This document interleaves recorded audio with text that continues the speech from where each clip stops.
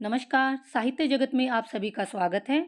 आज हम रीतिकाल की प्रवृत्तियाँ यानी विशेषताएँ इस प्रश्न का अध्ययन करेंगे। तो आइए इस प्रश्न की शुरुआत करते हैं। देखिए रीतिकाल की प्रवृत्तियाँ जिसे हम उपलब्धियाँ भी कह सकते हैं, विशेषताएँ भी कह सकते हैं। तो इसकी प्रवृत्तियों पर विचार करने से पूर्व हम भूमिका के रूप में रीतिकालीन काव्य क्या होता है, उसके बारे में थोड़ा-सा बताएँगे। कि हिंदी साहित्य का इतिहास में जो संवत 1700 से संवत 1900 विक्रमी तक का जो समय है, वो रीतिकाल के नाम से जाना जाता है। अब इस काल के जो कवि थे, वो प्राय दरबारी कवि थे, इसलिए उनकी मूल मनोवृत्ति हम कहेंगे, वो थी स्वामी ने सुखाए, अपने स्वामी को सुख देने के इरादे से लिखा गया काव्य। तो इस काल में 3 प्रकार के कवि हुए हैं, रीतिबद्ध कवि हुए हैं, रीतिसिद्ध और रीति मुक्त कवि हुए हैं। तो इस काव्य का व्यापक अध्ययन करने के पश्चात हमारे सामने रीतिकाल की ये निम्नलिखित ये जो मैंने यहाँ पर लिखी हैं, ये निम्नलिखित विशेषताएँ उभर कर सामने आती हैं, तो इनका हम विस्तार पूर्वक वर्णन करेंगे। सबसे पहला बिंदु है हमारा रीति यानी लक्षण ग्रंथों का निर्माण करना। अब रीतिकाल की सबसे पहली विशेषता है लक्षण ग्रंथों का निर्माण करना। हालाँकि जो संस्कृत साहित्य के आचार्य हैं, उन्होंने जो लक्षण ग्रंथ लिखे, उन्हीं का अनुसरण करते हुए रीतिकाल के कवियों ने भी लक्षण ग्रंथ लिखे हैं और इस मतलब रीति ग्रंथों में वो सारी की सारी रचनाएँ शामिल होती हैं, जिसमें काव्य के स्वरूप को स्पष्ट करने का प्रयास किया गया है। जैसे इनके ग्रंथों में नायक-नायिका भेद है, छंद है, अलंकार, रस आदि के लक्षण संस्कृत के जो आचार्य थे, उन्हीं का अनुसरण करते हुए दिए गए हैं। लेकिन जो सफलता संस्कृत के आचार्यों को लक्षण ग्रंथों के लेखन में मिली है, उतनी सफलता इन कवियों को नहीं मिल पाई है, क्योंकि इन कवियों की जो काव्य विधि यानी काव्य का जो तरीका था, उसमें मौलिकता की भी कमी थी, ऐसा हम कह सकते हैं। दूसरी हमारी विशेषता है श्रृंगार वर्णन। अब रीतिकाल काव्य की जो दूसरी महत्वपूर्ण विशेषता है, वो है श्रृंगार वर्णन। अब इस काल के कवियों ने जो भक्ति काल का कृष्ण काव्य था, उससे भी प्रेरणा ली और जो तत्कालीन माहौल, परिवेश था, उससे भी प्रेरित होकर इन्होंने श्रृंगार का वर्णन किया है। अब श्रृंगार के जो दोनों पक्ष हैं, संयोग श्रृंगार हैं, वियोग श्रृंगार हैं, दोनों का ही चित्रण इन्होंने किया है। तो संयोग श्रृंगार के अंतर्गत इन्होंने भावों के बारे में बताया, अनुभवों के बारे में बताया और जैसे हास, परिहास आदि का वर्णन भी इन्होंने किया है। लेकिन हम ये कहेंगे कि वियोग श्रृंगार की बजाय इनका संयोग श्रृंगार में सफलता इनको ज़्यादा मिली है। कहीं-कहीं पर इनका वियोग वर्णन भी हमें देखने को मिलता है और वियोग वर्णन का उत्कृष्ट रूप जो है हमें घनानंद का जो वियोग वर्णन है उसमें देखने को मिलता है, लेकिन संयोग श्रृंगार में इनको सफलता ज़्यादा मिली। तीसरी हमारी विशेषता है अलंकार वर्णन। अब अलंकार वर्णन भी रीतिकाल के कवियों की एक प्रमुख विशेषता रही है, क्योंकि रीति युग जो था, उसमें चमत्कार के द्वारा अपने आश्रयदाताओं को रिझाना, श्रोताओं को प्रभावित करने का प्रयास किया गया था। तो जितने भी विलासी राजा थे, सामंत थे, अब उनके मनोरंजन के लिए कवियों ने क्या किया, अपनी कल्पना का जो दायरा था, वो और फैला लिया और उसके लिए उन्होंने अपनी वाणी की चतुराई और चमत्कार प्रियता आदि का सहारा लिया। तो इन कवियों ने अपनी रचनाओं को अलंकृत करने के लिए, अपनी रचनाओं को सजाने-सँवारने के लिए नए-नए तरीके अपनाए। तभी तो विद्वानों ने इस काल को कला काल की भी संज्ञा दी थी और अलंकारों के प्रयोग के बारे में तो ये यहाँ तक भी कहते हैं कि जैसे नारी आभूषणों के बिना सुशोभित नहीं होती, सुंदर नहीं लगती, वैसे ही कविता भी आभूषणों के बिना सुसज्जित नहीं होती। भूषण बिनु न विराजे, कविता बनिता मित। अलंकार वर्णन के बाद अगली विशेषता है वीर काव्य। अब रीतिकाल का जो समय है, वो भले ही श्रृंगार रस से, अलंकार वर्णन से युक्त है, लेकिन हम कहेंगे कि इन कवियों ने रीति ग्रंथों के अलावा कुछ मतलब वीर काव्य भी इन्होंने लिखा है और रीतिकाल में जो वीर काव्य धारा के प्रमुख कवि हैं, वो हैं भूषण कवि।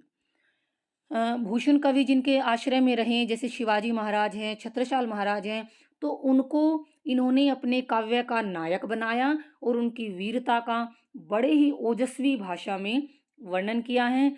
छत्रसाल दशक इनकी रचना है, शिवा बामनी इनकी रचना है। ये वीर रस के ग्रंथ हैं, क्योंकि उस समय जब मुसलमान शासकों के अत्याचारों के विरोध करने के लिए वीर शिवाजी महाराज, गुरु गोविंद सिंह, छत्रसाल जी, इन्होंने उनके विरुद्ध तलवार उठाई। तो इन कवियों ने इन्हीं को अपने काव्य का नायक बनाया और वीर रस से युक्त ओजपूर्ण भाषा में काव्य की रचना की। अगला हमारा पॉइंट है, विशेषता है भक्ति और नीति काव्य। तो रीति काल में जहाँ श्रृंगार की रचनाएं लिखी जा रही थी, उन्हीं के बीच में कुछ कवियों ने भक्ति और नीति काव्य की भी रचना की है। यानी हम ये कहेंगे कि रीति काल में भक्ति की जो धारा है वो निरंतर प्रवाहित होती जा रही थी, क्योंकि भक्ति के साथ साथ नीति के दोहे भी इसमें लिखे गए हैं। जैसे ये वृंद कवि हैं, गिरधर कवि हैं, मतीराम हैं, बिहारी की रचनाओं में भी नीति संबंधी अनेक सूक्तियाँ देखने को मिलती हैं। तो भक्ति और नीति से संबंधित काव्य भी इस काल में रचा गया। जो अगली विशेषता है हमारी, नारी चित्रण। अब देखिए, जो रीति काल के कवि हैं वो राज्याश्रित कवि थे, यानी किसी न किसी राजा के दरबार में वो रहते थे। अब तो रीतिकालीन कवियों की दृष्टि में नारी का जो रूप था वो केवल और केवल एक भोग विलास की वस्तु के रूप में था। उनकी नज़र में नारी जो है एक प्रेमिका के रूप में है और एक विलासिनी के रूप में है। क्यों? क्योंकि उनका यह तात्पर्य था कि वो अपने राजा को प्रसन्न रख सकें, ऐसे ऐसे काव्य की रचना कर सकें। तो उन्होंने नारी को एक विलासिनी नायिका और एक प्रेमिका के रूप में चित्रित किया और उसे भोग्या बनाकर उसके अंग प्रत्यंग और उसकी लीला विलास का ही चित्रण अपने काव्य में किया। यानी वो नारी के केवल शारीरिक सौंदर्य का ही वर्णन करते रहे। क्यों? क्योंकि इनका काम था अपने आश्रयदाताओं जो राजा हैं उनको रिझाना और सामंतों को रिझाना, उनको प्रसन्न करना। इनका ध्यान नारी का जो अन्य रूप है, एक माँ के रूप में, एक बहन के रूप में, एक बेटी के रूप में, इस रूप में इनका ध्यान नहीं गया। तो नारी वहाँ पर रीतिकाल में एक विलासिनी और एक भोग्या मात्र बनकर रह गई थी। अगला हमारा बिंदु है प्रकृति चित्रण। अब रीतिकाल के जो कवि हैं वैसे तो उन्होंने प्रकृति के दोनों ही रूपों का चित्रण किया है, आलंबन रूप का भी और उद्दीपन रूप का भी। लेकिन विशेषतः हम कहेंगे कि उद्दीपन रूप में ही प्रकृति सामने आई है। यानी मनुष्य के जो मन के भाव हैं उनको उद्दीप्त करने के लिए एक सहायक के रूप में प्रकृति का चित्रण किया है। स्वतंत्र रूप में प्रकृति का चित्रण हमें देखने को नहीं मिलता है। तो प्रकृति का आलंबन रूप में चित्रण करने का इन कवियों के पास समय ही कहाँ था, क्योंकि ये तो अपने अपने राजाओं को रिझाने में उन्हीं में लगे हुए थे। तो प्रकृति का चित्रण वैसे आलंबन रूप में भी किया गया है। जैसे सेनापति और गवाल की रचनाएं जब हम देखते हैं तो वहाँ पर प्रकृति का आलंबन चित्रण भी है, लेकिन ज़्यादातर हम कहेंगे प्रकृति के उद्दीपन रूप को ही इन्होंने दिखाया है। केवल मनुष्य के मन के भावों को उद्दीप्त करने में एक सहायिका के रूप में प्रकृति को इन्होंने लिया है। अगला हमारा बिंदु है आश्रयदाताओं का यशोगान। देखिए, नाम से स्पष्ट है आश्रयदाता, कि जिन्होंने इनको रहने की जगह दी, आश्रय दिया। क्योंकि रीतिकालीन लगभग प्रत्येक कवि किसी न किसी राजा के दरबार में रहता ही था। इस काल के जो प्रत्येक कवि है, प्राय मतलब सभी ही कवि हम कहेंगे, वो किसी न किसी राजा के दरबार में रहते थे, राजाश्रित थे। इसीलिए अपने अपने राजाओं का ध्यान अपनी ओर आकर्षित करने के लिए उन्होंने उनकी वीरता से संबंधित, उनकी श्रृंगार भावना से जुड़े हुए, उनकी दानवीरता के बारे में और उनकी धर्मवीरता के बारे में, यानी बढ़ा चढ़ाकर बड़ी अतिशयोक्तिपूर्ण ढंग से काव्य की रचनाएं की। कोई भी कवि लगभग इसका अपवाद नहीं है। प्रत्येक कवि अपने आश्रयदाताओं को खुश करने में लगा हुआ था। तो इनके काव्य में आश्रयदाताओं का यशोगान देखने को मिलता है। अगला हमारा बिंदु है काव्य रूप, यानी काव्य किस तरह का काव्य लिखा गया। तो हम कहेंगे कि रीति काल में काव्य का जो रूप था वो मुक्तक ही था। पहले भी मैं आपको कई बार बता चुकी हूँ, मुक्तक यानी स्वतंत्र दोहे जैसे जो मुक्त हैं अपने अर्थ को, स्वतंत्र अर्थ को प्रकट करते हैं।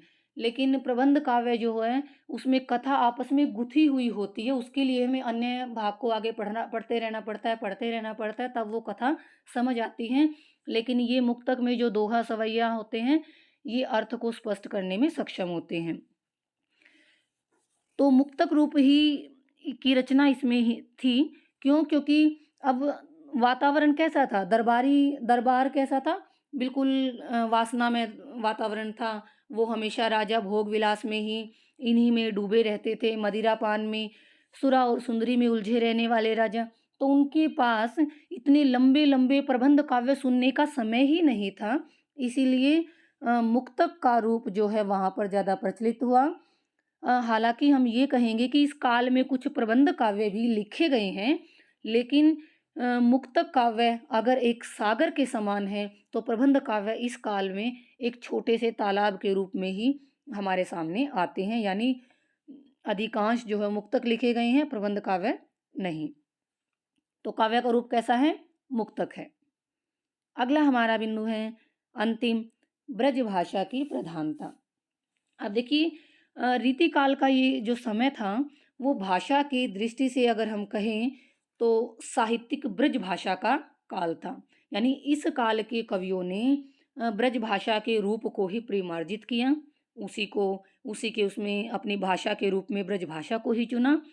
वैसे तो इस काल की भाषा में हमें जो अपभ्रंश है, प्राकृत है, संस्कृत, अवधी, फ़ारसी आदि के शब्द भी देखने को मिलते हैं।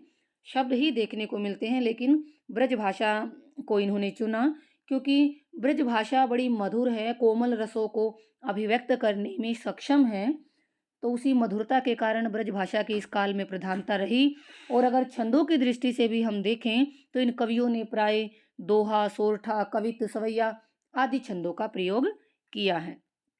तो इन विशेषताओं के आधार पर हम ये कह सकते हैं कि बेशक रीतिकाल के इस काव्य में भाव भी हैं, परंतु कला का प्रयोग भी अधिक है।